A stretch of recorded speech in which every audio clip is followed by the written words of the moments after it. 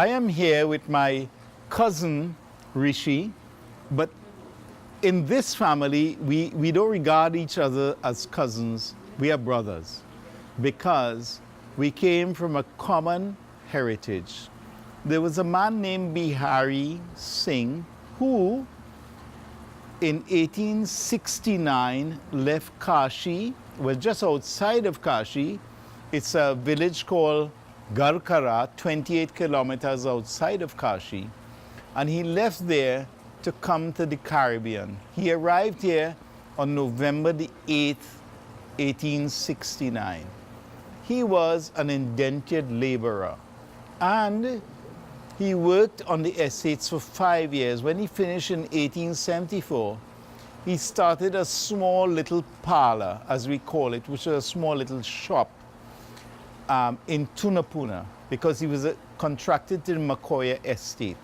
And in 10 years later, in 1884, he sent £4, 19 shillings, and 6 pence to his brother in India, in Bharat Desh, which is how we were able to find him and to find the people.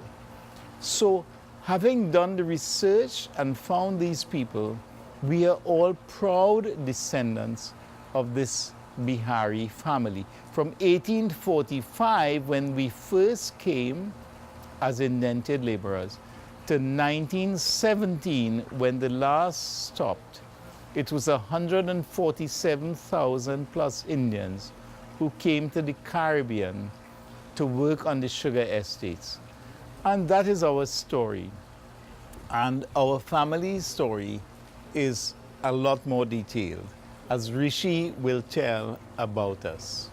And this is why we're here this evening. We're here with a few family members, descendants of Behareesingh, and we're discussing and trying to get some stories, particularly from the elder persons, and I'm saying elder being over 80, elder persons, so that the younger generations today, and not only the generations of today, the future generations that at this point have not yet been born, that they can look at these people and try to get an understanding of the culture and what has molded these generations that have come since Behareesingh.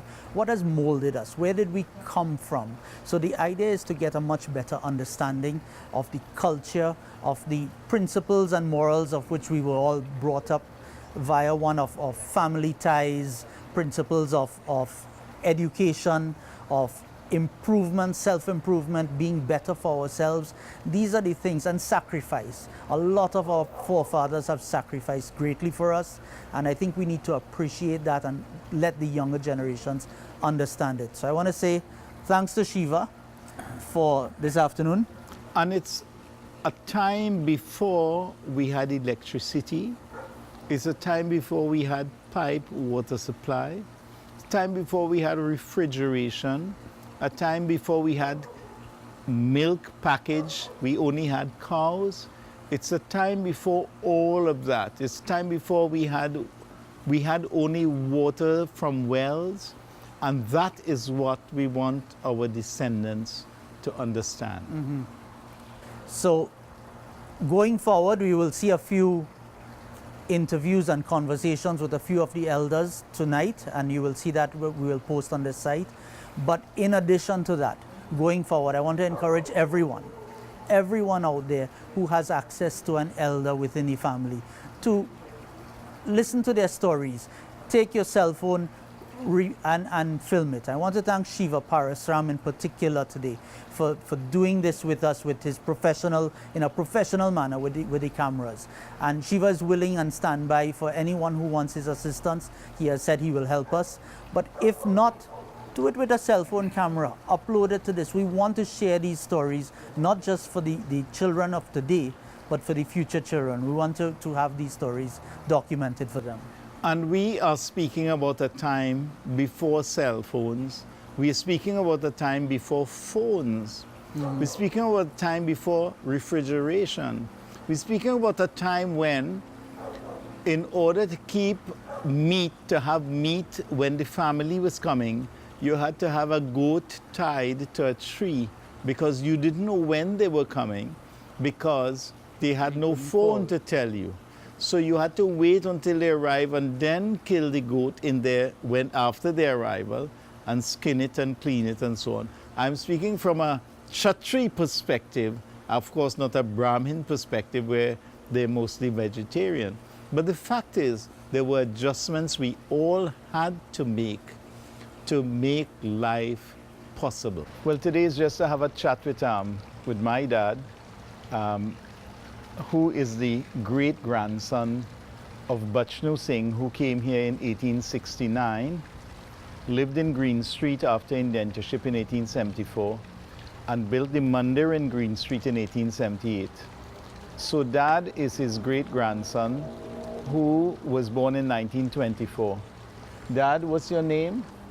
Siew Naraynsingh, You remember your date of birth? 9th of January 1924. And where you were born, in Green Street or Montegran, or where you were born? I think it's Montegran. My mother was they were living. I didn't born then, so I was born in Montegran. We had an acre of land. You had an acre of land. How many people lived in the house? Well, when I began to understand the thing, my father's biggest brother was Dean. Right. Dean Naraynsingh. Then my father was Ramjas, and then Ram Sichit went to Shagonas. He used to be there, but they all scatter off after a time, and they open their own business and that kind of thing. But they used to come and meet together at times at that home? Yes, they used to come. There was really people on the whole on those days. They used to be as a family. They used to always meet every now and then, Because when we go to Mayaro, we should drop by Sidei Pua in San Grande. So when you were growing up, you all had water in the house? Yes, we had water in the house. No, not in the house, sorry. In the yard. In the yard. Water is a full water. So you have to full water? Yes, it have a pipe, and we have a bathroom. We used to have covered along with galvanized and so on. You're ready to bathe, you bathe in the bathroom. And did you have electricity? No. Lamp Lamp. and pitch oil. So if you had no electricity, I assume you didn't have a fridge. No. So how you used to keep vegetables and meat and things like that? Well, my father, when he used to hunt and things, we used to, when you catch the animal, they used to hang it up over a little fire, and they just smoke out the thing, and it just lasts for a few days. And they used to... So you had smoked, the meat was smoked? Smoke the meat, yes. Okay. And it is now, when they smoke it up and thing, they always keep it, in a warm place until they're ready to cook it up and thing in the next day or two. And how all you used to keep things cool then? Or you always used to get ice? How you make ice? It had ice for sale. You had to buy ice? You had to buy it. How the ice is ice block? How you used to get? It had 100 mean or what? I don't know if it's 100 pound you call it, and it's to cut it in half for 25 pound and to have 50 pound, and they used to cut it. And you keep that where? In an ice box or something? You have to buy how much you have your ice box, and you put your things in the ice box. So you had a box that you keep ice in, and you keep things in. And when you had to go out, you living in Montegran. If you have to go, because you used to play so much cricket and football, if you had to go by Eddie Hart Grong in, we call it Eddie Hart, you used to call it Orange Grove. How used to go there? Well, before that time, we used to probably things, we had an acre land. So we had rooms to play as little children, pitch marble and other things. But when we started to play cricket and things, when I started to go to school and started to play cricket and things, we were able to... How you would go? You had a car carrying you? How you'd go to Orange Grove? They had buses, Ramdeen and all them people had buses. So if you had to go Orange Grove? Government buses, Yeah, private. Private. So if you had to go Orange Grove, you will take a bus to go Orange Grove? We used to take the train line and walk on the train. You used to walk? Yes. Along the train line? Yes. Okay. But they had people, they had fellas who don't like people crossing on the train line. Because especially children, I don't know what they used to do, the nail and thing they used to put it on the track, I don't know what they used to do with it. for the rail to run on it and get it flattened. And me and them just to sharpen it, and I don't know what they should do with it. So we were walking there one day, going up Torrance Grove, and a big strapped fella come up. We didn't know who is the fella, who is the watchman.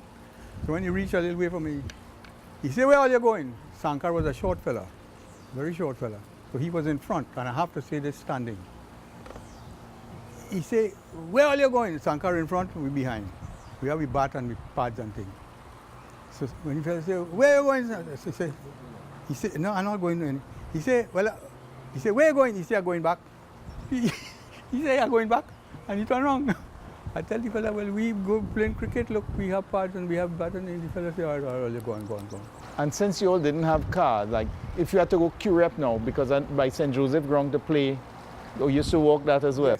Yes. So you'll walk from Tunapuna to St. Joseph regular? That was here now. Yes, my father used to go down Caroni to walk. And he used to walk. He used to walk daily? Yes. Every day from? Morning and evening. From Monte Grande to Caroni? Yes. And also you went to school in town. You went to QRC and St. Mary's afterwards. How you used to go to school? Train. But when you reach the train station in town, how you would go from the train station up? They had tram cars. Tram cars. Tram cars going where? All up to the savannah. They have people going, the tram cars, they have different tram cars going different areas. Right. So you take a tram car from the train station to take you around the savannah. Yes. So. Now how people used to keep the place clean, like if all you have rubbish and thing home, how they had garbage trucks and thing to collect garbage, how? Well, the people, different people, they have a little thing, but they most of the time they used to burn it in the yard. Okay. But when the guy had the contract, to pick up rubbish on the road, but he had horse cart. It wasn't truck and thing in those days, horse cart. Horse cart. Yes. So the Monte Grande road where you all live was a dirt road or a paved road? It was a dirt road. Was a dirt road. It didn't have pitch road and thing in those days, hardly. And all Persian thing had grass and dirt road. And how you used to get milk? You all didn't have a cow, I understand. We had a cow. Oh, you had a cow? We had a cow. Okay. But we see when your cow went half, you had to buy milk. But how would you buy milk? People used to be selling milk. What, do you have cartoon milk in the supermarket? A tin. What do you mean by a tin? A tin full with milk, cow milk. Yeah. And you have a pipe on the tin. You open the pipe and you fill your bottle and you pay for it. And so you had your bottle at home? Yes. And you just come and open and fill your bottle? No. Well, I didn't. I wasn't sure about that part. But we had our milk. But I don't know who used to buy the milk or who used to buy it from. But nearly everybody around the place had cow. Okay. So milk was not a problem.